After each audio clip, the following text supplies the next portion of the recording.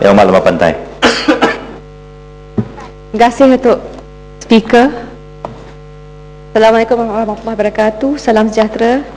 Terima kasih atas ruangan yang diberikan untuk saya turut serta membahaskan titah diraja Duli Yang Maha Mulia yang di-Pertuan Agong.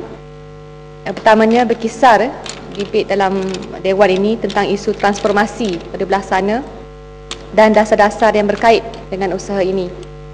Keduanya, saya fikir tak boleh lari daripada serangan bertubi-tubi oleh bekas teman Parti Keadilan yang menggolongkan diri mereka sebagai kuasa ketiga. Nampaknya kuasa ketiga sekarang itu pelbagai. Ada yang mengganggu ketua polis, ada yang mengganggu SPRM, dan sekarang ada juga yang mengganggu perjalanan sidang parlimen. Saya akan menumpukan penuh perhatian kepada proses transformasi. Apa yang berlaku, Ahmad? Kawan-kawan.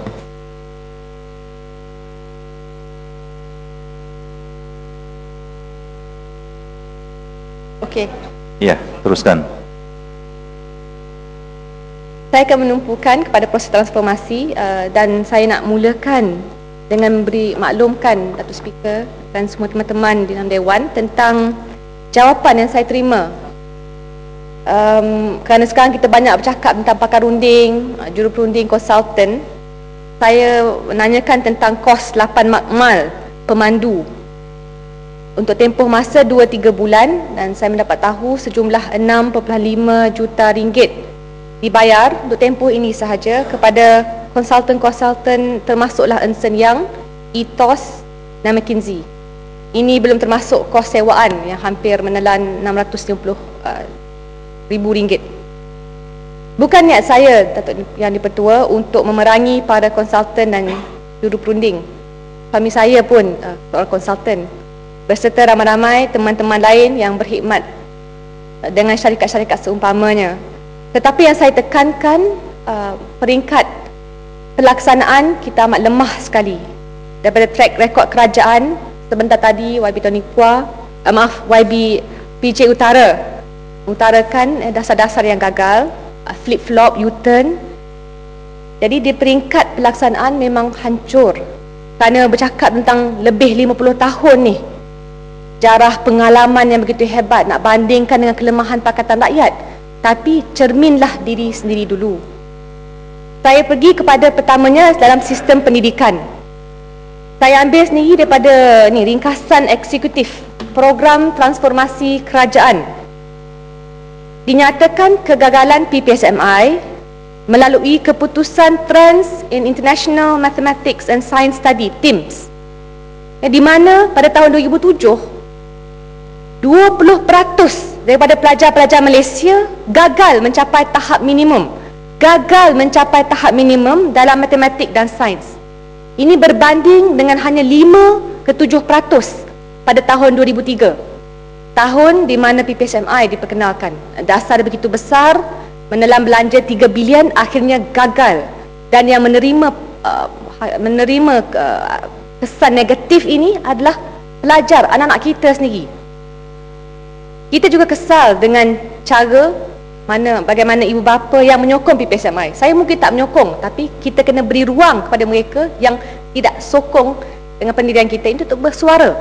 Walau cuba dinafikan oleh Timbalan Menteri Pelajaran, tapi pengarah Jabatan Pendidikan Kuala Lumpur, Muhammad Adnan Deraman, beliau mengeluarkan amaran keras kepada PIBG di sekolah-sekolah untuk tidak membincangkan dasar yang bertentangan dengan dasar kerajaan. Persoalannya, terlalu kerap sangat kesilapan dilakukan, utamanya dengan Menteri Pendidikan yang terbaru, mana mungkin tak wujud rasa sangsi, mahu pun tidak puas hati. Tambahan, saya ingin sebut di sini, transformasi manakah yang akan berjaya jikalau kita melayan, ni cara kita melayan bukan saja pelajar, mahasiswa, mahasiswi, mak bapak mereka pun terlayan sebegini. Mana perginya sikap kerjasama dengan stakeholders? Bukankah pandangan mereka amat penting jikalau kita nak menjayakan mana-mana program transformasi dan sebagainya? Saya juga ingin sebut contoh penangkapan 7 mahasiswa menyertai demonstrasi memprotes sistem undian e-voting.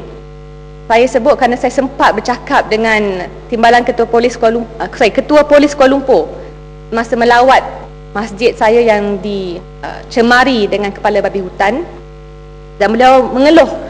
Beliau kata bahawa pelajar mahasiswa ni nak demonstrasi pun dalam ruangan universiti cukuplah, tak payah bawa ke Kuala Lumpur. Tapi pada masa yang sama, bila mereka nak adakan program Kongres Mahasiswa Nasional, dia jemput saya dan juga Yang Berhormat Senator Menteri, walaupun Menteri tak hadir, dipaksa tukar tempat bertemu sampai 3 kali. Ini, Datuk Speaker, Datuk Timbalan Speaker, inilah jenis tekanan yang diberikan. Jadi, di satu sudut kita kata tak boleh demonstrasi, tapi bila mereka sewa dewan pun jadi masalah. Dan ini bukan cakap kosong, bukan dakwaan, memang di peringkat Malaysia kini pun memberi laluan pada mereka. Saya juga mendapat makluman bahawa setiap kali kita, ini sudah disebut berkali-kali oleh banyak ahli parlimen, setiap kali kita bertukar menteri, setiap kali itulah dasar dan projek baru diperkenalkan. Saya meneliti belanjawan utamanya daripada tahun 2008-2009 atas alasan kegawatan ekonomi. Antara bajet kementerian-kementerian dikurangkan adalah bajet kementerian pendidikan, dikurangkan hampir 40%. Tapi pakar runding dibayar juga, Datuk Timbalan Speaker. Jadi kita kena tengok, pendidikan adalah pertamanya dikorbankan, tapi juruperunding apa pun program, kita akan dengan suka hati membelanjakan sejumlah wang yang besar untuk merangka pelan-pelan yang tak boleh dilaksanakan pun.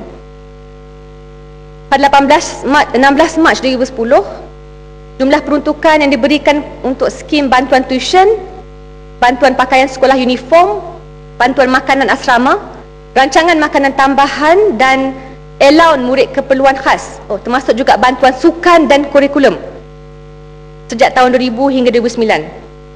2008-2009 kurang untuk skim bantuan tuition 35%. Untuk bantuan kurikulum sekolah sebanyak 23.36% dan bantuan makanan asrama kurang 22.2%.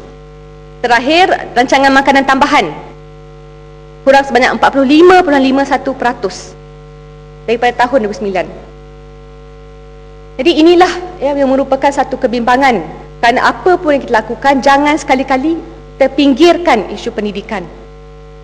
Satu yang pertua, saya terus pergi kepada contoh kedua, walaupun disebut banyak tadi oleh YB PJ Utara tentang pelaksanaan ekonomi lemahannya.